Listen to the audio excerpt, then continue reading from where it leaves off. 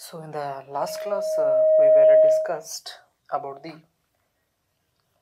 the properties of electric field lines. Okay, so ಹಾಗಾದರೆ last ಕ್ಲಾಸ್ದಲ್ಲಿ ನಾವೇನಪ್ಪ ಅಂದರೆ ಎಲೆಕ್ಟ್ರಿಕ್ ಫೀಲ್ಡ್ ಲೈನ್ಸ್ದು ಪ್ರಾಪರ್ಟೀಸನ್ನು ನಾವೇನು ಮಾಡಿದ್ವಿ ಸ್ಟಡಿ ಮಾಡಿದ್ವಿ. Okay right. So today we will discuss about the some new concepts. That is a superposition principle of electric field. That is superposition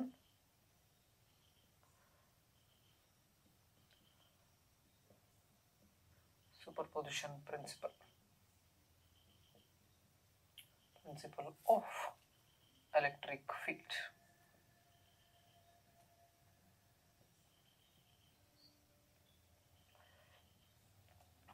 Okay, ಮತ್ತೆ last ಕ್ಲಾಸ್ದಲ್ಲಿ ನಾವು source ಚಾರ್ಜ್ದಿಂದ electric ಫೀಲ್ಡನ್ನು ಕ್ಯಾಲ್ಕುಲೇಟನ್ನು ಕೂಡ ಮಾಡಿದ್ದೀವಿ. ಹಾಗಾದರೆ ಇಲ್ಲೊಂದು ಚಾರ್ಜ್ ಇದೆ ಅಂದರೆ ಈ ಚಾರ್ಜು ತನ್ನ ಸುತ್ತಲೂ ಏನು ಮಾಡ್ಕೋತೈತಿ, it produces the field. The charges produces a field, ಅದಕ್ಕೆ ನಾವು ಎಲೆಕ್ಟ್ರಿಕ್ ಫೀಲ್ಡ್ ಅಂತ ಹೇಳಿ ಕರಿತೀವಿ. So this electric field is a vector quantity. Fine. So ಹಾಗಾದರೆ ಅಟ್ ಪರ್ಟಿಕ್ಯುಲರ್ ಡಿಸ್ಟೆನ್ಸ್ ಈ ರೀತಿ ತನ್ನ ಸುತ್ತಲೂ ಏನು ಮಾಡ್ಕೋತಿತ್ತಪ್ಪ ಅಂದರೆ ಅದು ಫೀಲ್ಡನ್ನು ಪ್ರೊಡ್ಯೂಸ್ ಮಾಡ್ಕೊತ ಹೋಗ್ತೈತಿ.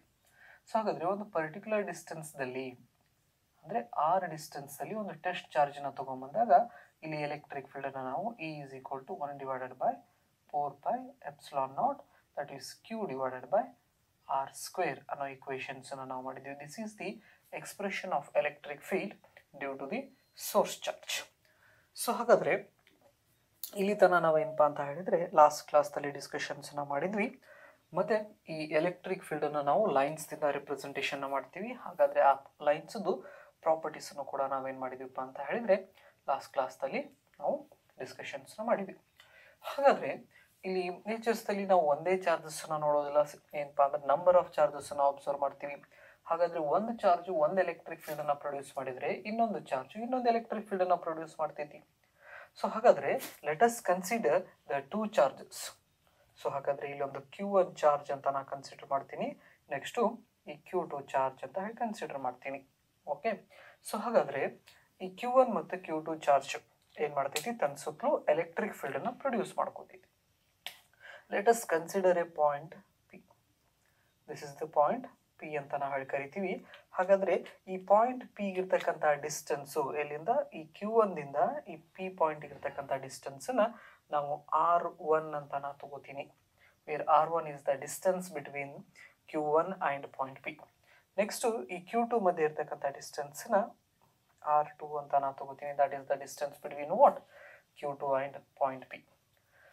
ಸೊ ಹಾಗಾದರೆ this Q1, right, suppose if I placed a test charge here, ಒಂದು ಟೆಸ್ಟ್ ಚಾರ್ಜನ್ನು ನಾನು ಅಲ್ಲಿ ಈ ಪಾಯಿಂಟ್ Pದಲ್ಲಿ ಪ್ಲೇಸ್ ಮಾಡಿದ್ದಪ್ಪ ಅಂತ ಹೇಳಿದರೆ test charge is a positive charge ಅಂತಲೂ ಕೂಡ ಹೇಳ್ಬೋದು. ಸೊ ಪಾಸಿಟಿವ್ ಚಾರ್ಜನ್ನು ನಾನು ಅಲ್ಲಿ ಪ್ಲೇಸ್ ಮಾಡಿದ್ದಪ್ಪ ಅಂತ ಹೇಳಿದರೆ this Q1 repels this positive charge in this direction. This is the direction of the electric field.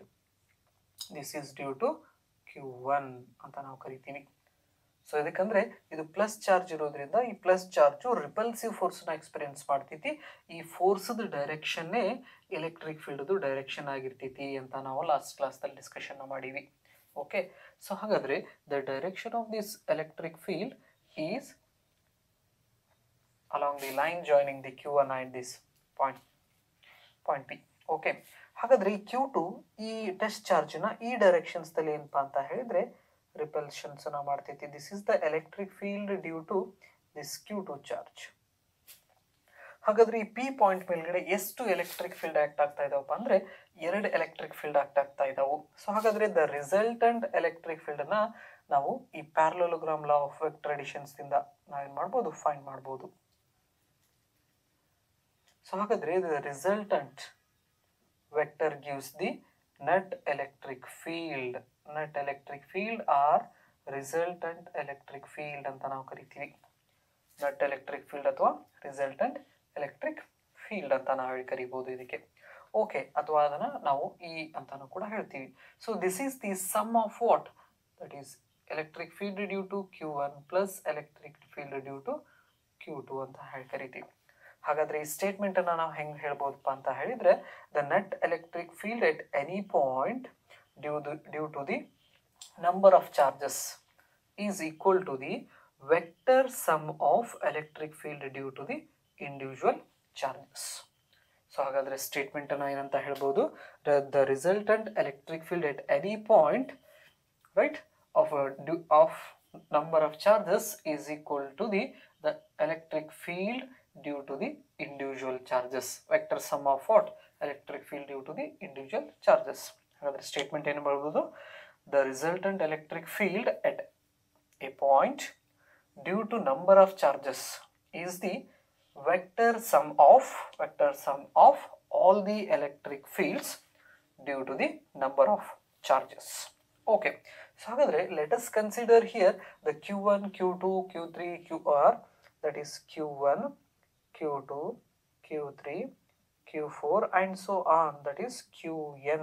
These are the n charges. We consider a system. In that system we can observe n number of charges and distance r1, r2, r3, r4 and so on, rn. These are the distances of those charges from a point p respectively, right?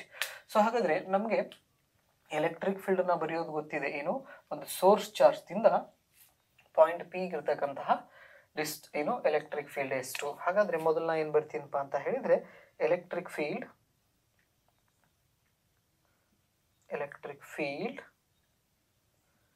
Due to q1 ಅಂದ್ರೆ q1 ದಿಂದ ಈ p point ಗೆ ಇರತಕ್ಕಂತ electric field ಅನ್ನು. So ಹಾಗಾದ್ರೆ according to that expression ಹೆಂಗ್ ಬರಿಬಹುದು, electric field due to the first charge E1 ಅಂತ ನಾವು ಕರಿತೀವಿ. So this is equal to 1 divided by 4 pi epsilon naught, right? So q1 ಅಲ್ಲಿ ಸೋರ್ಸ್ ಚಾರ್ಜ್ ದಲ್ಲಿ ಇಲ್ಲಿ ಏನಾಗ್ತೀನಿ ನಾನು, q1 ಡಿವೈಡೆಡ್ ಬೈ ಇದ್ರ ಮಧ್ಯೆ ಇರತಕ್ಕಂತ distance r1 square into r cap ಅಂತ ನಾವು ಕರಿತೀವಿ, ರೈಟ್? ನೆಕ್ಸ್ಟ್ ಅದೇ ರೀತಿ electric field due to q2 charge,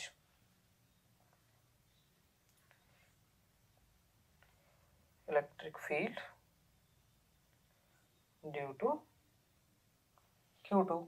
ಹಾಗಾದ್ರೆ ಇದನ್ನ ಹೆಂಗ್ ಬರಿಬಹುದು, this is E2 is equal to 1 divided by 4 pi epsilon naught, that is q2 divided by r2 square into r2 cap.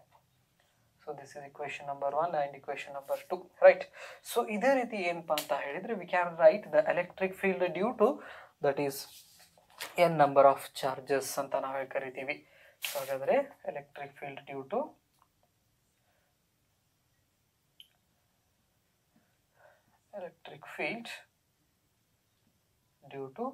nth charge. nth charge ಏನು ಬರ್ತೀನಿ ನಾನು, that is qn is equal to 1 divided by 4 pi epsilon naught, that is qn divided by rn square into rn cap, right? So hagadre from the definition of superposition, right, from superposition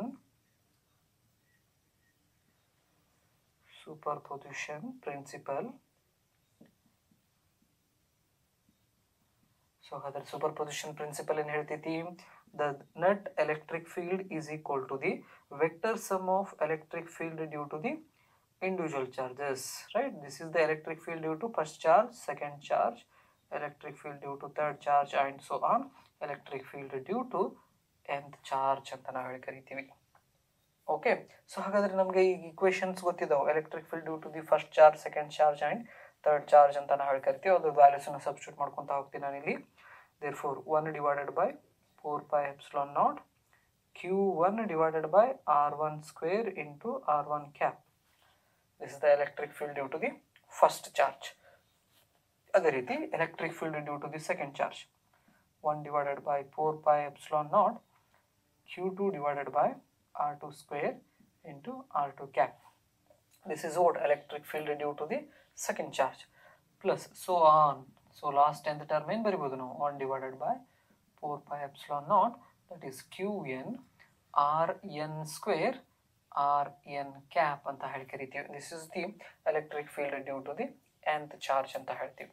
ಹಾಗಾದ್ರೆ ಇದರಲ್ಲಿ common ಅನ್ನ ನಾವು ಏನಪ್ಪಾ ಅಂತ ಹೇಳಿದ್ರೆ ಹೊರಗಡೆ ತೆಗಿಬಹುದು, that is 1 divided by 4 pi epsilon naught common ಹೊರಗಡೆ ಬಂದರೆ ನಮಗೆ ಒಳಗಡೆ ಏನು ಉಳಿತೈತಿ ಇಲ್ಲಿ, that is Q1 R1 square R1 cap plus Q2 R2 square R2 cap plus so on plus Qn Rn square Rn cap.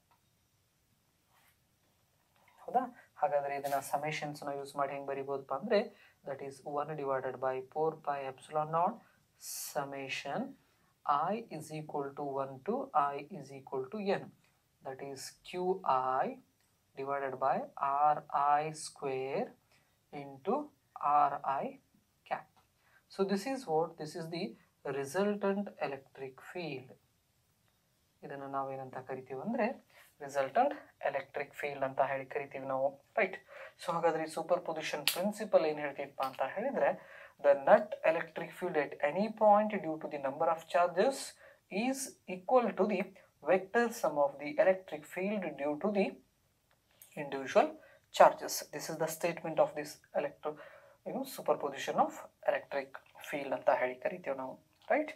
Okay, so ಹಾಗಾದರೆ ಇಲ್ಲಿ ತನಕ ನಾವೇನು ಮಾಡಿದ್ವಪ್ಪ ಅಂತ ಹೇಳಿದರೆ ಒಂದು ಸೋರ್ಸ್ ಚಾರ್ಜ್ದಿಂದ ನಾವು ಎಲೆಕ್ಟ್ರಿಕ್ ಫೀಲ್ಡನ್ನು ಹೆಂಗೆ ಕ್ಯಾಲ್ಕುಲೇಟ್ ಮಾಡಬೇಕು ಅಂತ ನಾವು ಹೇಳಿದ್ವಿ. ಹಾಗಾದರೆ in natures we can observe different charge distributions. ಅಂದರೆ ನೇಚರ್ಸ್ದಲ್ಲಿ ನಾವು ಏನು ಮಾಡ್ತೀವಪ್ಪ ಅಂತ ಹೇಳಿದರೆ ಡಿಫ್ರೆಂಟ್ ಚಾರ್ಜ್ ಡಿಸ್ಟ್ರಿಬ್ಯೂಷನ್ಸನ್ನು ನಾವು ಅಬ್ಸರ್ವ್ನ ಮಾಡ್ತೀವಿ. ಹಾಗಾದರೆ ಯಾವ್ಯಾವ ಥರ ಚಾರ್ಜ್ ಡಿಸ್ಟ್ರಿಬ್ಯೂಷನ್ಸನ್ನು ನೋಡ್ತೀವಿ ಅನ್ನೋದನ್ನು ಡಿಸ್ಕಷನ್ಸನ್ನು ಮಾಡೋಣ. ಓಕೆ, ಮತ್ತು ಎಲೆಕ್ಟ್ರಿಕ್ ಫೀಲ್ಡನ್ನು ಹೆಂಗೆ ಡಿಫೈನ್ ಮಾಡ್ಕೋತೀವಿ ನಾವು, ರೈಟ್? ಮತ್ತು ಅದರ ಎಕ್ಸ್ಪ್ರೆಷನ್ಸನ್ನು ಯಾವ ರೀತಿ ಬರಿತೀವಿ, ಮತ್ತು ಈ ಫೋರ್ಸ್ ಅಂದರೆ ಕೂಲಮ್ಸ್ ಲಾನ ನಾವು ಹೆಂಗೆಲ್ಲ ಯೂಸ್ ಮಾಡ್ಕೋಬಹುದು. ನೆಕ್ಸ್ಟು ಈ ಕೂಲಮ್ಸ್ ಲಾದು ಲಿಮಿಟೇಷನ್ಸನ್ನು ಕೂಡ ನಾವೇನಪ್ಪ ಅಂತ ಹೇಳಿದರೆ ಡಿಸ್ಕಷನ್ಸನ್ನು ಮಾಡಿದ್ವಿ. This is Coulomb's law is only applicable for a point stationary charge ಅಂತ ನಾವು ಹೇಳಿ ಕರಿತೀವಿ. ಅಂದರೆ ಕೂಲಮ್ಸ್ ಲಾನ ನಾವೇನು ಮಾಡ್ಬೋದು, ಪಾಯಿಂಟ್ ಸ್ಟೇಷನರಿ ಚಾರ್ಜಿಗೆ ನಾವೇನು ಮಾಡ್ತೀವಿ, ಅಪ್ಲೈನ ಮಾಡ್ತೀವಿ, ರೈಟ್? ಸೊ ಹಾಗಾದರೆ ಹೆಡ್ಡಿಂಗ್ ಏನಪ್ಪ ಅಂದರೆ types of continuous charge distribution. Types of continuous charge distribution. Types of continuous charge distribution.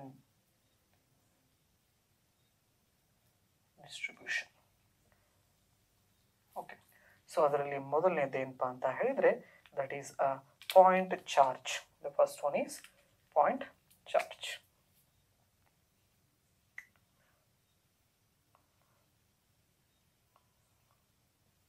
Point charge. So ಹಾಗಾದರೆ ಪಾಯಿಂಟ್ ಚಾರ್ಜನ್ನು ನಾವು ತೊಗೊಂಡಿಪ್ಪ ಅಂದರೆ if it is a positive charge ಬಂತಪ್ಪ ಅಂತ ಹೇಳಿದರೆ ಇದರದ್ದು ಎಲೆಕ್ಟ್ರಿಕ್ ಫೀಲ್ಡ್ ಲೈನ್ ಏನಾಗ್ತೈತಿ, ಸೊ ಔಟ್ವರ್ಡ್, ರೇಡಿಯಲಿ ಔಟ್ವರ್ಡ್ ಅಂತ ಹೇಳ್ತೀವಿ ನಾವು. These are the electric field lines, radially outward. So ಹಾಗಾದರೆ ಈ ಪ್ಲಸ್ ಚಾರ್ಜ್ದಿಂದ ಒಂದು ಆರ್ ಅನ್ನೋ ಡಿಸ್ಟೆನ್ಸ್ದಲ್ಲಿ, ರೈಟ್, ಆರ್ ಡಿಸ್ಟೆನ್ಸ್ದಲ್ಲಿ ಒಂದು ಟೆಸ್ಟ್ ಚಾರ್ಜನ್ನು ನಾವು ಪ್ಲೇಸ್ ಮಾಡಿದ್ವಪ್ಪ ಅಂದರೆ ಈ ಪೊಸಿಷನ್ಸ್ದಲ್ಲಿ ಪಾಯಿಂಟ್ ಪಿದಲ್ಲಿ, right, this is the point P. So if you place a test charge at this point P, this test charge will experience the field, right? That field is equal to, ಏನು ಬರಿತೀವಿ ನಾವು, that is E is equal to 1 divided by 4 pi epsilon naught, that is Q divided by R square ಅಂತ ನಾವು ಹೇಳ್ತೀವಿ. This is the source charge, where capital Q is the source charge. 1 divided by 4 pi epsilon naught Q divided by R square ಅಂತ ನಾವು ಹೇಳಿ ಕರಿತೀವಿ. So ಹಾಗಾದರೆ ಇದೇನಿದು, this is the electric field at this point P. Okay, so ಅದೇ ರೀತಿ ಈ ಚಾರ್ಜಸ್ಸನ್ನು ನಾವೇನಪ್ಪ ಅಂತ ಹೇಳಿದರೆ ಒಂದು ಯೂನಿಫಾರ್ಮ್ ವೈರ್ದಲ್ಲಿ ಹಾಕಿದರೆ ಎರಡನೇ ಥರ charge distributions, that is linear charge distribution ಅಥವಾ ಲೈನ್ ಚಾರ್ಜ್ ಅಂತ ನಾವು ಹೇಳಿ ಕರಿತೀವಿ. Line charge or linear charge distribution.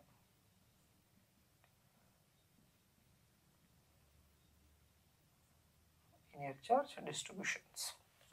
So ಹಾಗಾದರೆ in this case we can apply Coulomb's law directly because we consider this is a source charge is a point charge. So ಹಾಗಾದರೆ ಈಗ ಚಾರ್ಜಸ್ಸನ್ನು ನಾವೇನಪ್ಪ ಅಂತ ಹೇಳಿದರೆ ಒಂದು ಲೈನ್ಸನ್ನು ತಗೋತೀನಿ. This is a straight line or wire, straight conducting wire,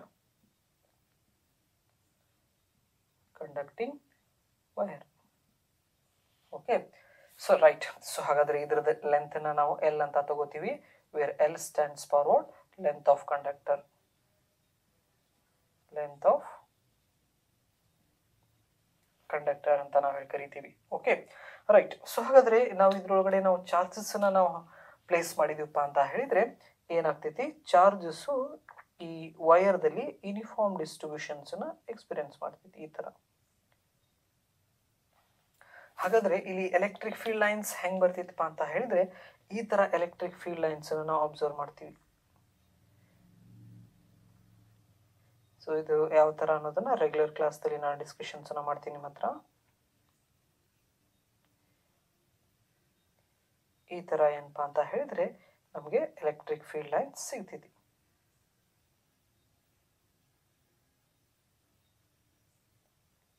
It is a 3D picture, right? It is difficult to represent in a plane, that is 2D. So ಈ ತರ ಏನಪ್ಪಾ ಅಂತ ಹೇಳಿದ್ರೆ ನಮಗೆ ಎಲೆಕ್ಟ್ರಿಕ್ ಫೀಲ್ಡ್ ಲೈನ್ ಸಿಗ್ತೈತಿ. ಹಾಗಾದ್ರೆ ಈ ಒಂದು ಲೈನ್ ಚಾರ್ಜ್ ಡಿಸ್ಟ್ರಿಬ್ಯೂಷನ್ಸ್ ದಿಂದ r ಅನ್ನೋ ಡಿಸ್ಟೆನ್ಸ್ ದಲ್ಲಿ ಒಂದು ಪಾಯಿಂಟ್ ಅನ್ನ ಕನ್ಸಿಡರ್ ಮಾಡ್ಕೋತೀನಿ ನಾನು. ಹಾಗಾದ್ರೆ ಈ ಪಾಯಿಂಟ್ ದಲ್ಲಿ ಎಲೆಕ್ಟ್ರಿಕ್ ಫೀಲ್ಡ್ ಎಷ್ಟು ಅನ್ನೋದನ್ನ ನಾವೇನ್ ಮಾಡಬೇಕು, ಕ್ಯಾಲ್ಕುಲೇಟ್ ಮಾಡಬೇಕು. It means what? So we have to find the electric field due to this line charge distribution. ಅಂದ್ರೆ ಮೇಲ್ಗಡೆ ನಾವು ಏನ್ ಮಾಡಿದಪ್ಪ ಅಂತ ಹೇಳಿದ್ರೆ ನಾವು ಪಾಯಿಂಟ್ ಚಾರ್ಜ್ ಡಿಸ್ಟ್ರಿಬ್ಯೂಷನ್ಸ್ ದಿಂದ ಎಲೆಕ್ಟ್ರಿಕ್ ಫೀಲ್ಡ್ ಅನ್ನ ಹೆಂಗ್ ಫೈಂಡ್ ಮಾಡಬೇಕು ಅನ್ನೋದನ್ನ ಹೇಳಿದ್ವಿ. ಅದೇ ರೀತಿ ಎರಡನೇದಲ್ಲಿ ಈ ಲೈನ್ ಚಾರ್ಜ್ ಡಿಸ್ಟ್ರಿಬ್ಯೂಷನ್ಸ್ ಇಂದ ಎಲೆಕ್ಟ್ರಿಕ್ ಫೀಲ್ಡ್ ಅನ್ನ ನಾವು ಹೆಂಗ್ ಕ್ಯಾಲ್ಕುಲೇಟ್ ಮಾಡಬೇಕು. So we know the Coulomb's ಲಾ. ಹಾಗಾದ್ರೆ ಕೂಲಮ್ಸ್ ಲಾನ ನಾವು ಅಪ್ಲೈ ಮಾಡ್ಬೇಕಪ್ಪ ಅಂತ ಹೇಳಿದ್ರೆ ಕಂಡೀಷನ್ಸ್ ಏನಿರಬೇಕು, the charges must be point charge and stationary ಆಗಿರಬೇಕು. ಅಂದ್ರೆ ಚಾರ್ಜಸ್ ಪಾಯಿಂಟ್ ಸೈಜ್ ದಲ್ಲಿ ಇರಬೇಕು ಮತ್ತೆ ಅದು ಸ್ಟೇಷನರಿ ಆಗಿರಬೇಕು. ಕಂಡೀಷನ್ಸ್ ನೆನ್ಪಿಟ್ಕೊಂಡ್ಬಿಡ್ರಿ. ಓಕೆ, ಸೊ ಹಾಗಾಗಿ ಈ ತರ ಲೈನ್ ಚಾರ್ಜ್ ಡಿಸ್ಟ್ರಿಬ್ಯೂಷನ್ಸ್ ಬಂತಂದ್ರೆ ನಾವು ಒಂದು ಸ್ಮಾಲ್ ಯೂನಿಟ್ ಲೆಂತ್ ನ ಕನ್ಸಿಡರ್ ಮಾಡ್ಕೋತೀವಿ. ಅಂದ್ರೆ ಈ ವೈರ್ದಲ್ಲಿ ಒಂದು ಲೆಂತ್, ಹಾಗಾದ್ರೆ ಆ ಲೆಂತ್ ಅನ್ನ ನಾನು DL ಅಂತ ನಾವು ತಗೋತೀವಿ. ಹಾಗಾದ್ರೆ ಈ DL ಲೆಂತ್ ದಲ್ಲಿ ಎಷ್ಟು ಚಾರ್ಜ್ ಇದಾವಪ್ಪ ಅಂದ್ರೆ DQ ಚಾರ್ಜ್ ಇದೆ. ಸೊ ಹಾಗಾದ್ರೆ charge per unit length, that is charge DQ per unit length DL, ಇದಕ್ಕೆ ನಾವೇನಂತ ಕರಿತೀವಿ ಅಂದ್ರೆ ಲ್ಯಾಂಬ್ಡಾ ಅಂತ ನಾವು ಒಂದು ಹೊಸ ಕ್ವಾಂಟಿಟಿನ ತಗೋತೀವಿ. ಇದಕ್ಕೆ ಲ್ಯಾಂಬ್ಡಾಕ ನಾವೇನಂತ ಕರಿತೀವಿ, linear charge density. Linear charge density ಅಂತ ಹೇಳಿದ್ರೆ ಈ ಒಂದು ಸ್ಮಾಲ್ ಲೆಂತ್ ದಲ್ಲಿ ಚಾರ್ಜ್ ಡೆನ್ಸಿಟಿ ಎಷ್ಟಿದೆಪ್ಪ ಅಂದ್ರೆ ಲ್ಯಾಂಬ್ಡಾ ಇದೆ ಅಂತ ನಾವು ಹೇಳಿ ಕರಿತೀವಿ ನಾವು. ಹಾಗಾದ್ರೆ this is the new term. New term ಬಂತಪ್ಪ ಅಂದ್ರೆ ಇದನ್ನ ಡಿಫೈನ್ ಮಾಡ್ಕೋಬೇಕು ನಾವು. ಹಾಗಾದ್ರೆ ಇದಕ್ಕೆ ಇನ್ನೊಂದು ಹೆಸರನ್ನ ಏನ್ ಹೇಳ್ಬೋದು, ಚಾರ್ಜ್ ಪರ್ ಯೂನಿಟ್ ಲೆಂತ್ ಅಂತ ನಾವು ಕೂಡ ಕರಿತೀವಿ. ಇನ್ನೊಂದು ಹೆಸರು charge per unit length. Charge per unit length ಅಂತ ಕೂಡ ಹೇಳ್ತೀವಿ ನಾವು ಅದಕ್ಕೆ. ಹಾಗಾದ್ರೆ ಈಗ ಲ್ಯಾಂಬ್ಡಾನ ನೆನಪಿಟ್ಕೋಬೇಕಾ, ನಾವು ಮುಂದೆ ಡಿಸ್ಕಷನ್ ಮಾಡ್ಬೇಕಾದ್ರೆ ಇವನ್ನೆಲ್ಲ ಯೂಸ್ ಮಾಡ್ಕೋತೀವಿ. ಹಾಗಾದ್ರೆ ಲ್ಯಾಂಬ್ಡಾನ ನಾವೇನಂತ ಹೇಳ್ಬೋದು, this is Q divided by L ಅಂತಾನು ಕೂಡ ಕರಿಬಹುದು. ಸೊ ಅಂದ್ರೆ ಈಗ 1 ಮೀಟರ್ ವೈರ್ ನ ತಗೊಂಡ್ರೆ ಅದರಲ್ಲಿ ಎಷ್ಟು ಲ್ಯಾಂಬ್ಡಾ ಇರ್ತೈತಿ, 1 ಲ್ಯಾಂಬ್ಡಾ ಇದ್ರೆ 2 ಮೀಟರ್ ಲೆಂತ್ ದಲ್ಲಿ 2 ಲ್ಯಾಂಬ್ಡಾ. ಅದೇ ನಾನು ಏನಪ್ಪಾ ಅಂತ ಹೇಳಿದ್ರೆ L ಮೀಟರ್ ಲ್ಯಾಂಬ್ಡಾದಲ್ಲಿ L ಲ್ಯಾಂಬ್ಡಾ ಅಂತ ನಾವು ಹೇಳಿ ಕರಿತೀವಿ. ಸೊ ಹಾಗಾದ್ರೆ this L lambda is nothing but what, that is the charge in that L metre wire. ಹಾಗಾದ್ರೆ L ಮೀಟರ್ ವೈರ್ಸ್ ದಲ್ಲಿ ಎಷ್ಟು ಚಾರ್ಜ್ ಇದೆ, L ಇಂಟು ಲ್ಯಾಂಬ್ಡಾ ಅಂತ ಹೇಳಿ ಕರಿತೀವಿ. ಈ ಫಾರ್ಮುಲಾಸ್ ನ ನೆನ್ಪಿಡಬೇಕು. ಹಾಗಾದ್ರೆ from this equation we can write Q is equal to ಏನ್ ಬರೀಬಹುದು, L ಇಂಟು ಲ್ಯಾಂಬ್ಡಾ ಅನ್ಬೋದು. ಅದೇ ಈ ಇಕ್ವೇಶನ್ಸ್ ದಿಂದ ನಾವು ಏನ್ ಬರೀಬಹುದು, DQ is equal to lambda into DL ಅಂತ ನಾವೇನ್ ಮಾಡ್ಬೋದು, ಹಾಕೋಬಹುದಾ? ರೈಟ್. ಸೊ ಹಾಗಾದ್ರೆ ಲ್ಯಾಂಬ್ಡಾ ಅಂತ ಹೇಳಿದ್ರೆ ನಾವೇನ್ ಹೇಳ್ತೀವಿ, that is a linear charge density ಅಂತ ನಾವು ಹೇಳಿ ಕರಿತೀವಿ. Right, linear charge density or charge per unit length ಅಂತ ನಾವು ಹೇಳ್ತೀವಿ. ಹಾಗಾದ್ರೆ this is the new quantity. ಇದರದ SI ಯೂನಿಟ್ ನೋಡ್ರಿ, charge coulomb. SI unit charge is coulomb, length ಮೇಲ್ಗಡೆ ಹೋದ್ರೆ ಪರ್ ಮೀಟರ್. ಹಾಗಾದ್ರೆ ಇದರದ SI ಯೂನಿಟ್ ಏನು, coulomb per metre. Next dimensional formula. So ಹಾಗಾದ್ರೆ ಕೂಲಮ್ ಅಂತ ಹೇಳಿದ್ರೆ A to the power 1 T to the power 1, next L to the power -1. This is what dimensional formula ಅಂತ ನಾವು ಹೇಳಿ ಕರಿತೀವಿ. Okay fine. ಸೊ ಹಾಗಾದರೆ with the help of this linear charge density we can find the electric field due to this line charge distributions. ಹೆಂಗಪ್ಪ ಅಂತ ಹೇಳಿದರೆ, so ಹಾಗಾದರೆ ಇಲ್ಲಿ ಒಂದು ನಾವು ಈ ಪಾಯಿಂಟ್ ಪಿ ಮೇಲ್ಗಡೆ ಏನು ಮಾಡ್ತೀನಿ, ನಾನೀಗ ಒಂದು ಟೆಸ್ಟ್ ಚಾರ್ಜನ್ನು ಪ್ಲೇಸ್ ಮಾಡ್ತೀನಿ. ಸೊ ಇಲ್ಲಿ ಎಷ್ಟು ಚಾರ್ಜ್ ಇದೆ, ಡಿ ಕ್ಯೂ ಚಾರ್ಜ್ ಇದೆ. ಅಂದರೆ ಈ ಡಿ ಕ್ಯೂ ಚಾರ್ಜ್ ಇಲ್ಲಿ ಏನು ನಾನು ಡಿ ಎಲ್ ಅಂತ ಕನ್ಸಿಡರ್ ಮಾಡಿಲ್ಲ, it is nothing but what, very small length. ಆ ಸ್ಮಾಲ್ ಲೆಂತನ್ನು ನಾವು ಪಾಯಿಂಟ್ ಚಾರ್ಜ್ ಅಂತಲೂ ಕೂಡ ಕನ್ಸಿಡರ್ ಮಾಡ್ಬೋದು. This is a point charge. So ಹಾಗಾದರೆ ಈ ಪಾಯಿಂಟ್ ಚಾರ್ಜ್ ಬಂತಪ್ಪ ಅಂದರೆ ನಾವು we can able to apply our Coulomb's law from this case. So ಈಗ ನನಗೆ ಇದೇನಾಯಿತು, ಪಾಯಿಂಟ್ ಥರ ಆ್ಯಕ್ಟ್ ಮಾಡ್ತು, ಇದು ಪಾಯಿಂಟ್ ಥರ ಆ್ಯಕ್ಟ್ ಮಾಡ್ತೈತಿ. ಹಾಗಾಗಿ ನಾ ಇಲ್ಲಿ ಏನು ಮಾಡ್ಬೋದು, ಕೂಲಮ್ಸ್ ಲಾನ ಈಸಿಲಿ ಅಪ್ಲೈ ಮಾಡ್ಕೋಬಹುದು. ಹಾಗಾದರೆ we know the Coulomb's law, general coulombs ಲಾ ಏನು ಹೇಳ್ತಿತ್ತು ಅಂದರೆ, electrostatic force is equal to the, that is 1 divided by 4 pi epsilon naught, that is q1 q2 divided by r square ಅಂತ ಹೇಳಿ ಕರೀತೀವಿ ನಾವು. ಹಾಗಾದರೆ ಈ ಫಾರ್ಮುಲಾನ ಈ ಸಿಚುವೇಶನ್ಸ್ಗೆ ಹೆಂಗೆ ಬರಿಬೋದಪ್ಪ ಅಂತ ಹೇಳಿದರೆ, that is coulomb force is equal to this is 1 divided by 4 pi epsilon naught. ಇದು ಕೆಲವೊಂದಿಷ್ಟು ಇಕ್ವೇಷನ್ಸ್ದಲ್ಲಿ ಹಿಂಗೂ ಕೂಡ ಬರಿತೇವೆ, K E into that is q1 q2 divided by r square ಹಿಂಗೂ ಕೂಡ ನಾವು ಯೂಸ್ ಮಾಡ್ಕೋಬಹುದು. where k stands the proportional constant, that is equal to 1 divided by 4 pi epsilon naught. So ಹಾಗಾದರೆ ಇಲ್ಲಿ q1 ಇದ್ದ ಜಾಗದಲ್ಲಿ ನಾ ಏನು ಹಾಕೋಬಹುದು, ಡಿ ಕ್ಯೂ. q2 ಇದ್ದ ಜಾಗದಲ್ಲಿ q divided by r square ಬರಿಬೋದಾ? ಹಾಗಾದರೆ from this equations we have the value of D Q, lambda into D L. Therefore f is equal to 1 divided by 4 pi epsilon naught lambda dl right into q divided by r square. ಹಾಗಾದರೆ ಇಲ್ಲಿ ಏನಪ್ಪ ಅಂತ ಹೇಳಿದರೆ, ನಾವು calculate ಮಾಡ್ತಾ ಇರೋದು total force ಅಲ್ಲ, this is a small force due to this small unit charge D Q. So ಹಾಗಾಗಿ for a total force complete ಅಥವಾ ನಟ್ ಫೋರ್ಸ್ ಅಂತ ನಾವು ಹೇಳ್ತೀವಿ. ಆ ರಿಸಲ್ಟೆಂಟ್ ಫೋರ್ಸನ್ನು ಮಾಡಬೇಕಾದ್ರೆ ಇಂಟಿಗ್ರೇಷನ್ನ ಯೂಸ್ ಮಾಡ್ತೀವಿ, ಇಂಟಿಗ್ರೇಟಿಂಗ್ ರೈಟ್. ಸೊ ಹಾಗಾದರೆ integration of this D F is equal to integration of 1 divided by 4 pi epsilon naught lambda dl q divided by r square. So ಹಾಗಾದರೆ ಇಂಟಿಗ್ರೇಷನ್ಸ್ ಮಾಡಿದರೆ ನಮಗೆ ಏನು ಸಿಗ್ತೈತಿ, f is equal to ಇಲ್ಲಿ common ಹೊರಗಡೆ ತೆಗೆದ್ರೆ 1 divided by 4 pi epsilon naught common. Next ಈ ಸಿಚುವೇಶನ್ಸ್ದಲ್ಲಿ ಮತ್ತೆ ಕಾನ್ಸ್ಟೆಂಟ್ ಯಾವುದು, q ಕಾನ್ಸ್ಟೆಂಟ್ ಇದೆ. ನೆಕ್ಸ್ಟ್ ಡೆನ್ಸ್ ಏನಪ್ಪ ಅಂತ ಹೇಳಿದರೆ, ನಾವು ಕ್ಯೂ ಅಷ್ಟನ್ನು ಹೊರಗೆ ತೆಗಿಬೋದು. ಕ್ಯೂನ ಹೊರಗೆ ತೆಗೆದ್ರೆ ಇಲ್ಲಿ ಏನು ಉಳಿತೈತಿ, that is lambda into D L divided by R square. This is what, this is the force due to this line at this point P. ಹಾಗಾದರೆ ಕ್ಯೂ ಚಾರ್ಜ್ ಎಷ್ಟು ಫೋರ್ಸನ್ನು ಎಕ್ಸ್ಪೀರಿಯನ್ಸ್ ಮಾಡ್ತೈತಿ, ಇಷ್ಟು ಫೋರ್ಸನ್ನು ಎಕ್ಸ್ಪೀರಿಯನ್ಸ್ ಮಾಡ್ತೈತಿ. ಹಾಗಾದರೆ ಎಲೆಕ್ಟ್ರಿಕ್ ಫೀಲ್ಡ್ ಎಕ್ಸ್ಪ್ರೆಷನ್ ಗೊತ್ತಿದೆ ನಮಗೆ, electric field is equal to right, this is F divided by Q ಅಂತ ನಾವು ಹೇಳಿ ಕರಿತೀವಿ. ಸೊ ಹಾಗಾದರೆ ಈ ಎಫ್ ವ್ಯಾಲ್ಯೂಸ್ ಗೊತ್ತಿದೆ ನನಗೆ, ಏನು 1 divided by 4 pi epsilon naught, that is q integration lambda dl divided by r square whole divided by q. ಹಾಗಾದರೆ ಇಲ್ಲಿ ಏನಾಗ್ತೈತಿ, q ಕ್ಯಾನ್ಸಲ್ ಆಯ್ತಪ್ಪ ಅಂದರೆ ಏನು ಉಳಿತೈತಿ ಇಲ್ಲಿ, electric field is equal to 1 divided by 4 pi epsilon naught integration lambda dl divided by r square. This is what, this is the electric field due to line charge distributions. Next ನಾವು ಇಂಟಿಗ್ರೇಷನ್ಸನ್ನು ಬೇಕಂದರೆ ಮುಂದೆ continue ಮಾಡ್ಬೋದು. ಅಂದರೆ so it takes lengthy process ಅಂತ ಹೇಳ್ತೀವಿ ನಾವು. ಅಂದರೆ ಇದು ನಾವು ಎಲೆಕ್ಟ್ರಿಕ್ ಫೀಲ್ಡನ್ನು ಫೈಂಡ್ ಮಾಡಬೇಕಂದ್ರೆ with the help of the Coulomb's law ನಮಗೆ ಪ್ರೊಸೆಸ್ ಏನಾಗ್ತೈತಿ, ಇದು ಜಾಸ್ತಿ ಹೋಗ್ತೈತಿ right. But one thing you have to remember in this case, we have to remember this linear charge density ಅಂತ ಹೇಳಿ ಕರಿತೀವಿ ನಾವು. ಅದಕ್ಕೆ ಇದೊಂಥರ ಏನು ಚಾರ್ಜ್ ಡಿಸ್ಟ್ರಿಬ್ಯೂಷನ್ನು, ಒಂದು ಪಾಯಿಂಟ್ ಚಾರ್ಜ್ ಡಿಸ್ಟ್ರಿಬ್ಯೂಷನ್ ಆಯಿತು, ಇನ್ನೊಂದು ಲೈನ್ ಚಾರ್ಜ್ ಡಿಸ್ಟ್ರಿಬ್ಯೂಷನ್ ಆಯಿತು. Okay right, thank you.